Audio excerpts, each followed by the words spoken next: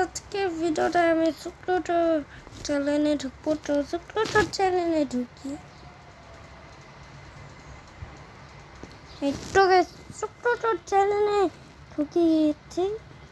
তো এবার দেখি শুক্রটার এটো তো কিছু দিতেছে, বুঝলাম না।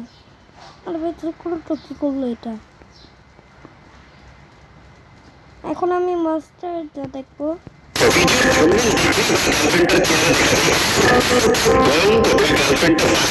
কি হবে ভাই, শুরু করে রাখতে পারে তুমি এখন 11টা